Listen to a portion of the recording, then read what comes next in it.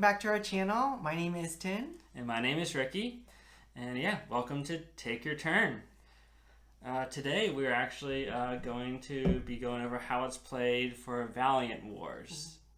This is a press your luck deck builder game meant for anywhere from 2 to 5 players, where you're building up a deck and actually you're playing together at the same time. So you're just really not much of a taking turns game. Takes about half an hour, and it's a pretty fun game. We got it at Gen Con this year. Yeah, we kind of stumbled upon it. So Gen Con had like a scavenger hunt of sorts where you're going to different booths to get stamps. And one of the vendors that was in the scavenger hunt didn't show up. And this game was at the booth that we were at. And we were like, well, tell us about your game. And we really liked it. So it was pretty fun. And I love deck builders. So this was a pretty cool one. Basically, Valiant Wars is set in this world where you're lords and you're fighting for lords and you're recruiting champions to take over land, to recapture and gain control.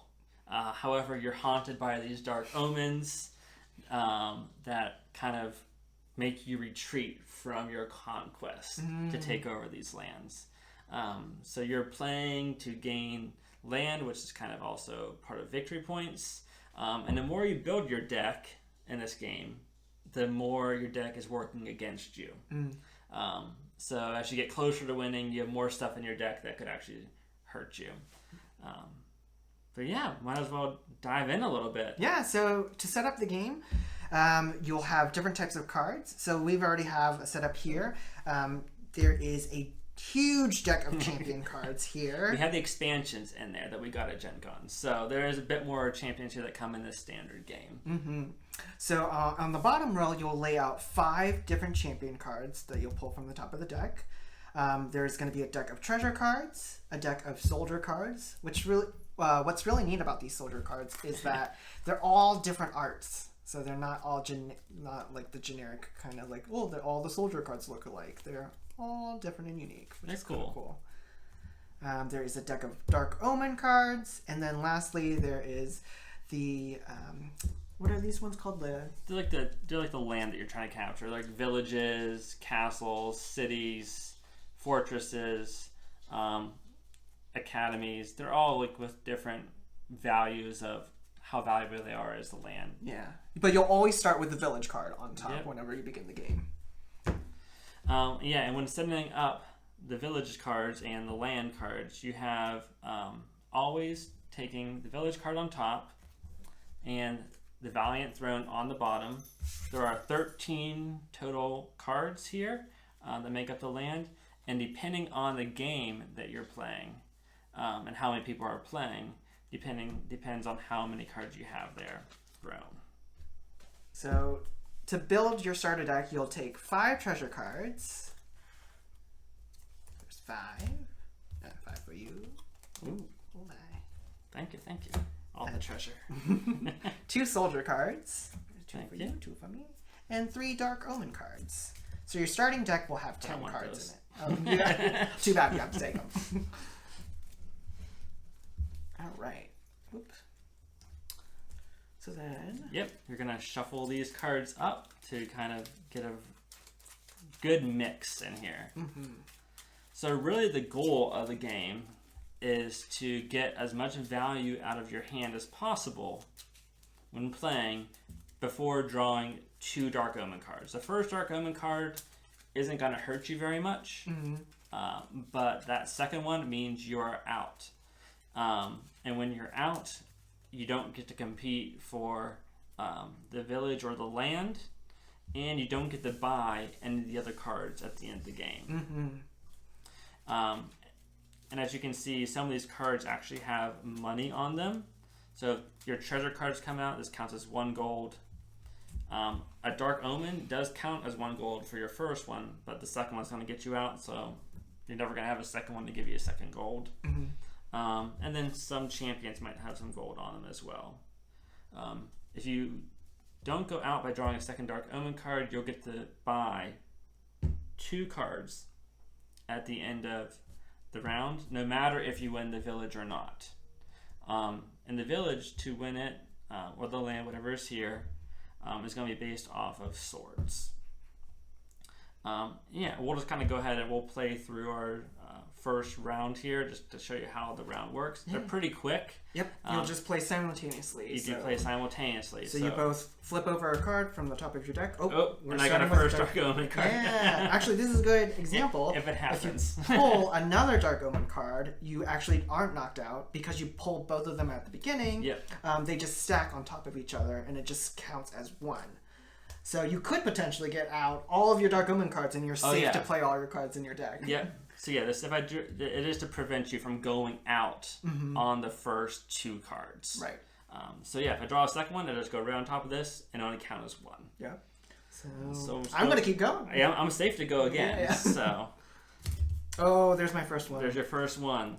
So this is where we would choose, do I want to go out or not? Because I know I have 8 cards left here, and we both have the same. But I'm going to continue going. Oh, me too. I'm okay. Gonna push my luck. I got another treasure. Okay. You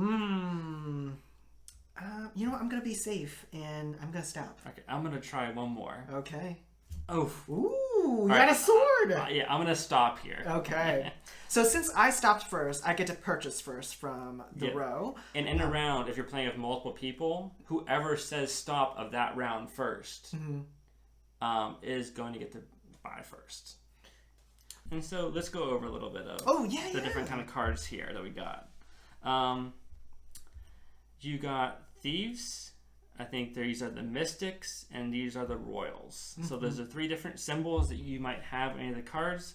Some cards have different conditions for the symbols, and your soldiers always count as a Royal champion. They're just cheaper, a little bit of a bit to pad your deck.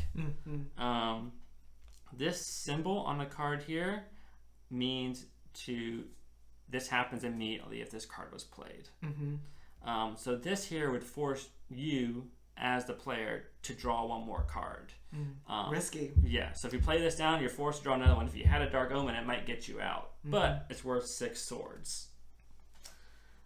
This action here, it's the same kind of happens immediately. This allows you to target a player to draw 2. So where this just says draw 1, that's on you. This is targeting another player. And if you would both draw the symbol at the same time, the person with the lowest number of victory points, the stars, goes first. And if it's a tie, you just rock, paper, scissors. Over here is another one with the actions on it. This has 2 actions. First one, no matter what, you're allowed to target a player to draw 2. The second one, if you have 2 thief symbols, you can target another player to draw 1. It could be the same player, it could be a different player. This gives you 2 actions to play.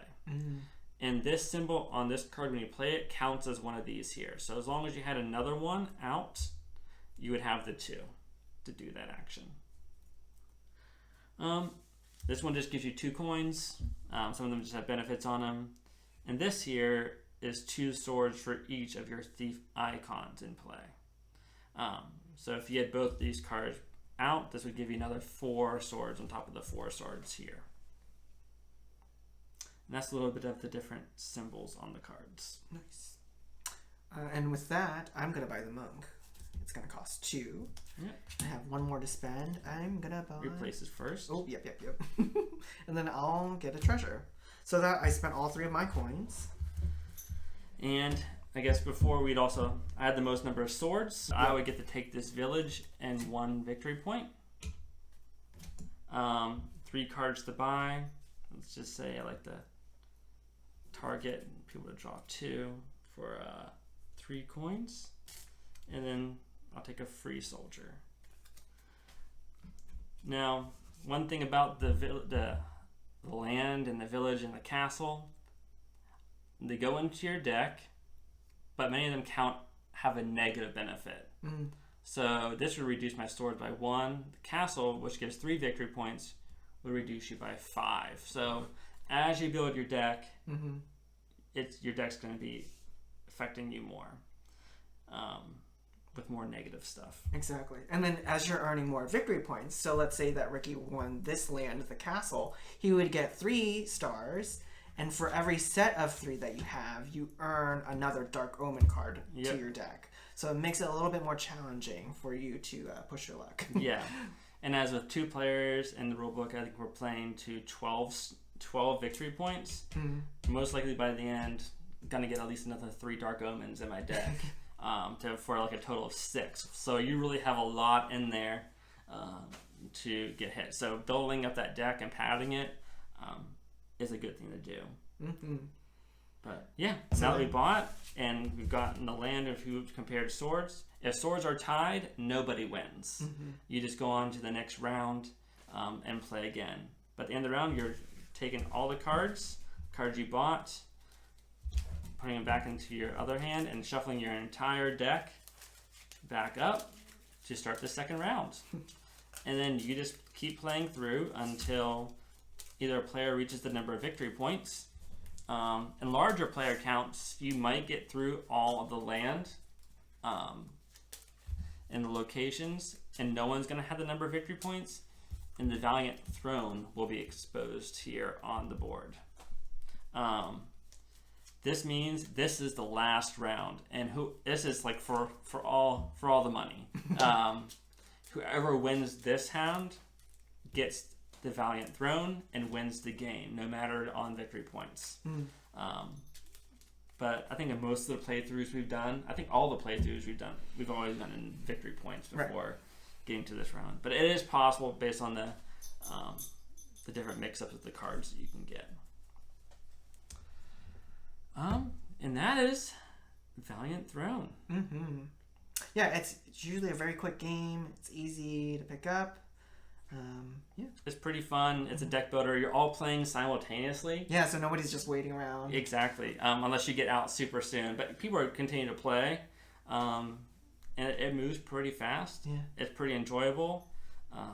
There's a huge variety. You can see this huge stack here of champions with the expansions in here as well. But I think there's only 3 of each type of champion in the deck. Mm-hmm. So there's a huge variety of like which you could get out to actually buy and how to play. So yeah, I feel like it's taken multiple playthroughs, and I don't think I've seen all the champions yet. So I was just like, oh. It's pretty cool. Yeah, and the artwork's fun. Yeah, it's a cool, fun, quick and easy deck builder to play with your friends. So yeah, that is Valiant Wars. Hope you guys enjoyed. If you have any other questions about it, if you like the game, have any other games you want to see, let us know. Mm-hmm. And we'll see you guys next time. All right. Now it's time for you to take your turn.